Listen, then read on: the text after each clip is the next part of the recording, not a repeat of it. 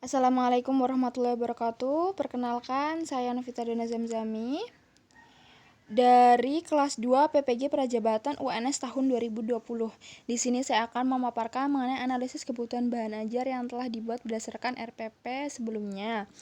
Muatan pelajaran ada Bahasa Indonesia, IPS dan IPA, kelas 5, semester 2, tema 7, subtema 1, pembelajaran 1. Kompetensi inti 3 yaitu memahami pengetahuan faktual, konseptual, prosedural, dan metakognitif pada tingkat dasar dengan cara mengamati, menanya, dan mencoba berdasarkan rasa ingin tahu tentang dirinya, makhluk ciptaan Tuhan, dan kegiatannya, dan benda-benda yang dijumpainya di rumah, di sekolah, dan tempat bermain.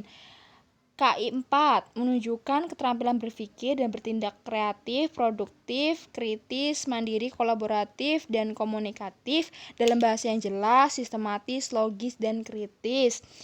Dalam karya yang estetis, dalam gerakan yang mencerminkan anak sehat, dan tindakan yang mencerminkan perilaku anak sesuai dengan tahap perkembangannya.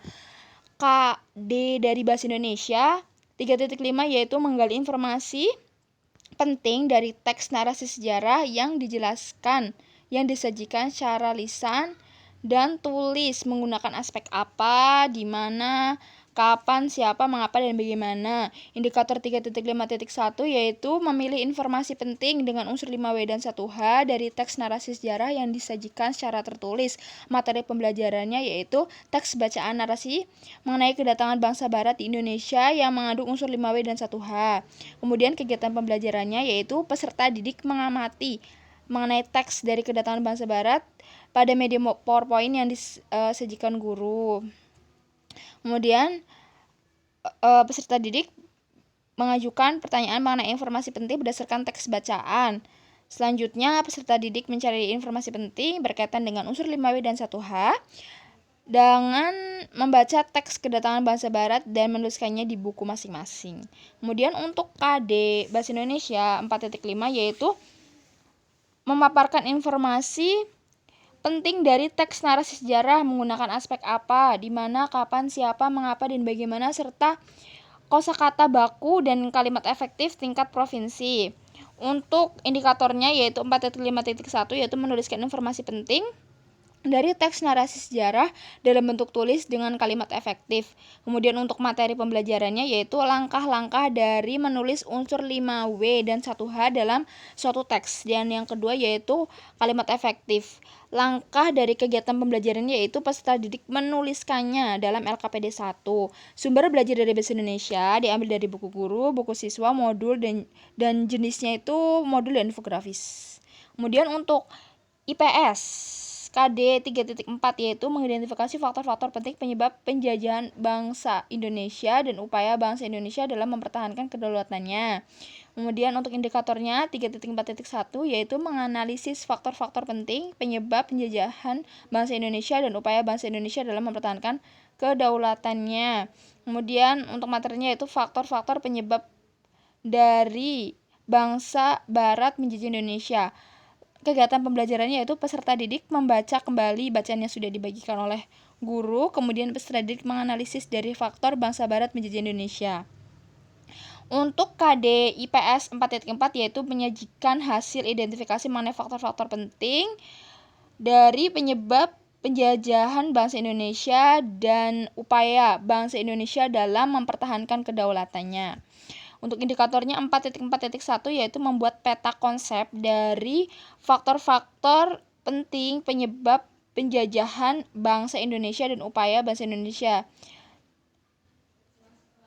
dalam mempertahankan kedaulatannya.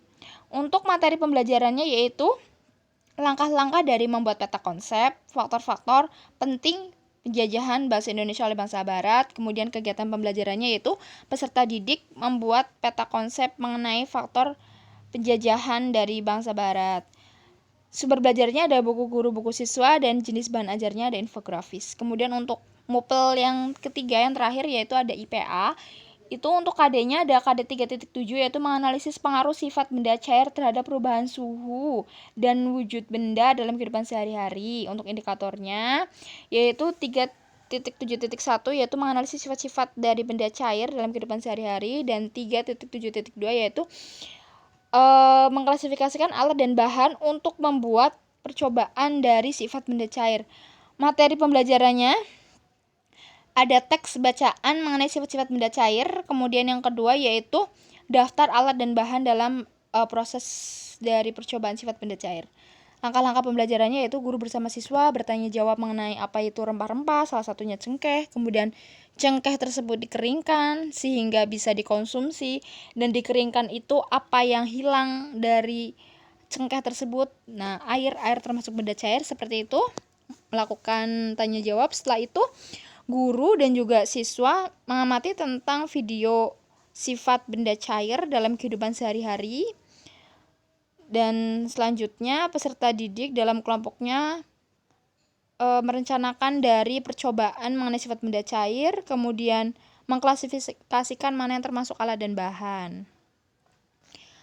Selanjutnya di KD 4.7 yaitu melaporkan hasil percobaan pengaruh sifat benda cair. Jadi sifat-sifat benda cair. Kemudian indikatornya 4.7.1 yaitu membuat laporan percobaan dari sifat benda cair. Materi pembelajaran yaitu langkah kerja dari percobaan sifat benda cair. Langkah dari kegiatan pembelajarannya yaitu peserta didik merancang langkah-langkah percobaan dari sifat benda cair. Kemudian peserta didik bersama guru membuat jadwal dari percobaannya, kemudian menuliskan sistematika dari langkah-langkah percobaan dan lain-lain dalam LKPD masing-masing. Kemudian peserta didik bersama guru menganalisis atau menguji hasil dari percobaan tersebut, kemudian bersama kelompoknya mengamati peristiwa yang terjadi dalam percobaan tersebut, kemudian kemudian menyampaikan secara bergantian. Nah, untuk IPA ini sumber belajarnya ada buku guru, buku siswa. Kemudian jenis bahan ajarnya ada modul dan juga video dari pembelajaran dari mengenai sifat dari benda cair yang sudah dibuat oleh guru. Terima kasih, demikian pemaparan dari saya. Wassalamualaikum warahmatullahi wabarakatuh.